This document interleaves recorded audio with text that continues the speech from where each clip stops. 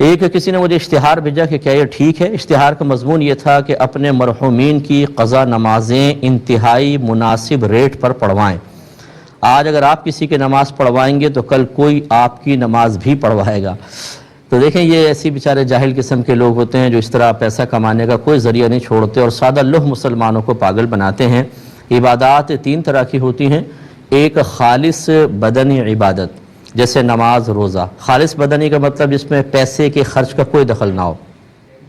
اور ایک ہوتی ہے خالص مالی عبادت جس میں جسمانی مشقت کا کوئی دخل نہیں ہوتا، جیسے قربانی کرنا ہے اور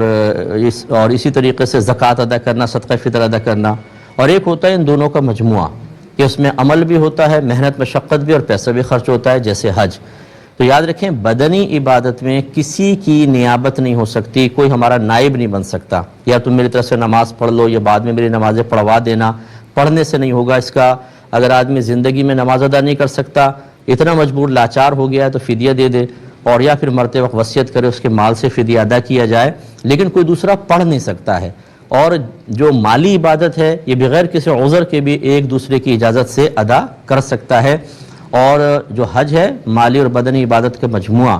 یہ اگر کوئی صحیح شرعی عذر ہے تو ہم کسی کو اپنا نائب بنا سکتے ہیں، اگر صحیح شرعی عذر نہیں ہے تو پھر ہمیں خود ہی ادا کرنا ہوگا۔ جیسے مثال کے طور پہ کوئی بہت ہی بزرگ ہو گئے ہیں اور اب حج کی مشقت برداشت کرنا ان کے بس کی بات نہیں، کوئی بہت ہی دائمی بیمار ہے اور اس بیماری کی وجہ سے نقاہت اتنی رہتی ہے کہ حج نہیں کر سکتا، تو وہ حج بدل کروا سکتے ہیں۔ لیکن ایک صحت مند آدمی یہ کہے کہ یار تو میری طرف سے حج کر لے، میں کہاں اپنے کاروبار سے وقت نکال کر جاؤں گا، اب کوئی کر بھی لے گا تو ان کی طرف سے حج ادا نہیں ہوگا۔ گویا کہ جو عبادت مالی اور جسمانی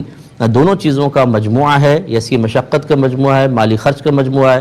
تو پھر اس میں نیابت اس وقت جائز ہے جب کوئی صحیح شرعی عذر ثابت ہو جائے۔